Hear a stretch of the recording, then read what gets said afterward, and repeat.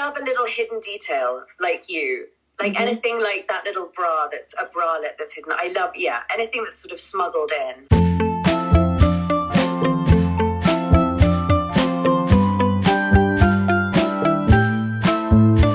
Hello Fashion! Hi everyone! So this week I wanted to talk about premiere dresses. When an actress has a movie coming out, I usually get a press schedule from her publicist. And on there's between 1 and sometimes as many as 5 or 7 premieres.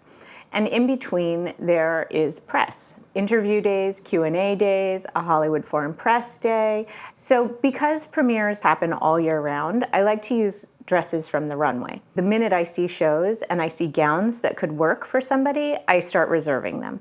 So even sometimes right at the show, I just take a picture and text it to the designer and say, hold this for me. You know, there is a little bit of competition among stylists to get these dresses. Not everyone shows gowns in their shows.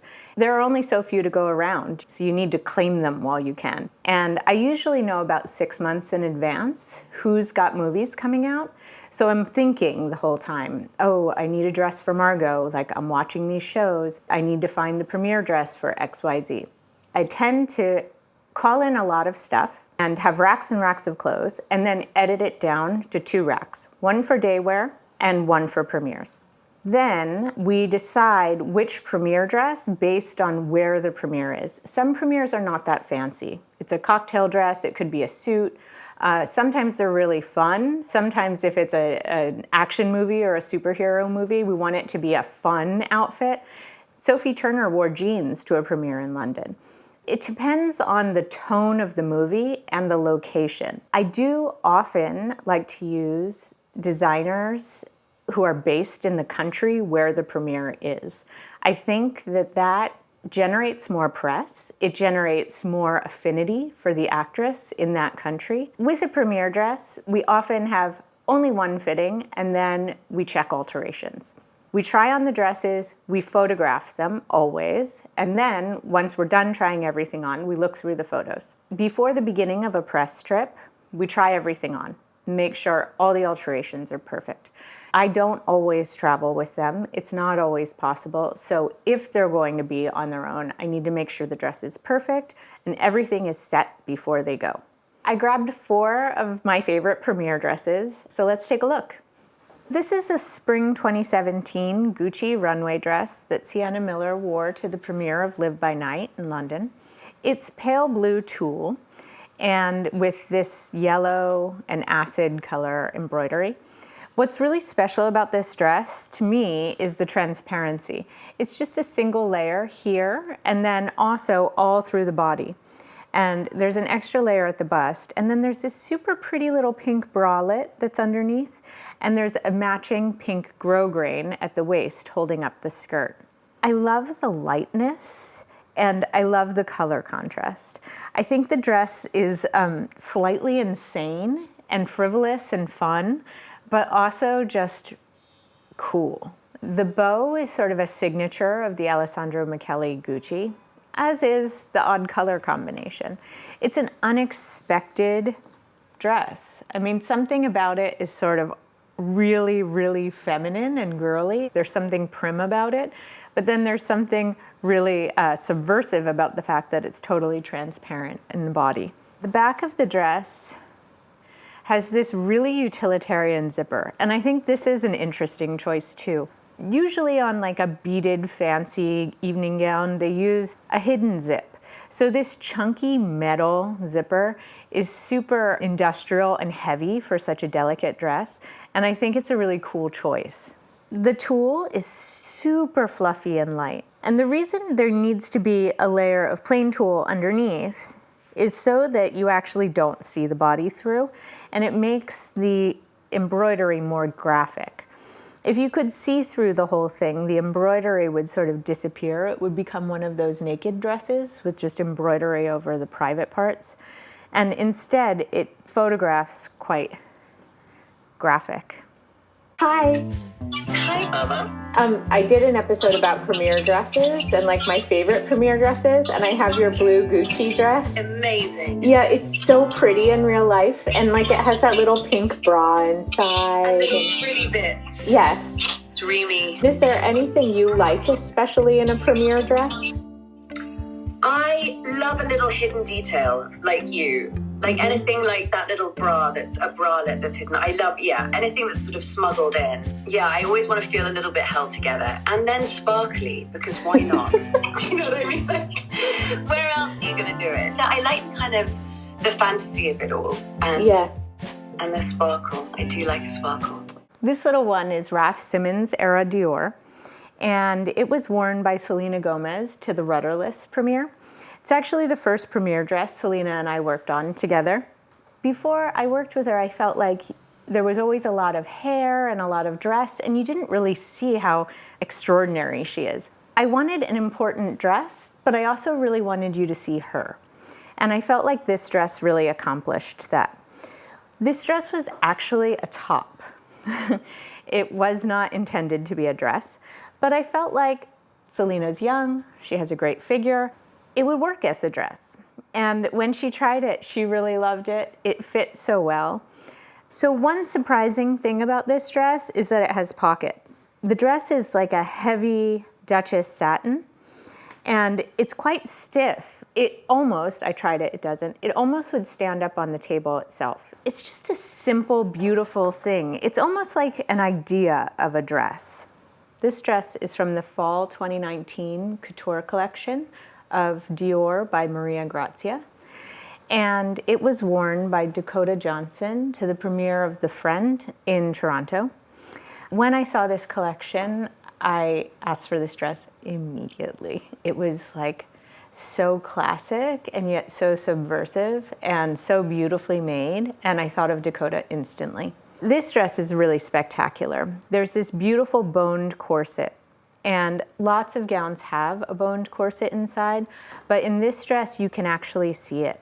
There's this black netting that is over the corset, but you can still see what's happening inside. So it's sort of an inside-out dress, and you really appreciate the magic of what this is doing. What I find quite interesting about this dress is that instead of being finished tiers or one piece or circle, it's shreds and shreds of all this fabric. There's varying kinds of mesh, tulle. The cage of the dress, it's not just a corset. It continues throughout the whole dress. And if I pick it up, you can see that the dress is actually transparent. The inside is really amazing. Instead of using thick bands of horsehair, there are these very, very thin, like 1/4 inch bands that run the entire length of the skirt. And they add volume, but because they're so thin, they give structure without adding stiffness. As I lift it up, it still undulates and is able to move. It's like a building in here. It's really amazing. Couture is made by hand, no machine work. All the fabrics are couture fabrics from Couture Mills, certified by the government. And when you look at this horsehair, you can see that there's this beautiful, super, super fine hand stitch through every single piece of this architecture. The craftsmanship is breathtaking, and the way it's constructed is super interesting and clever. I think when you look at a picture of it, you think, wow, that dress is great.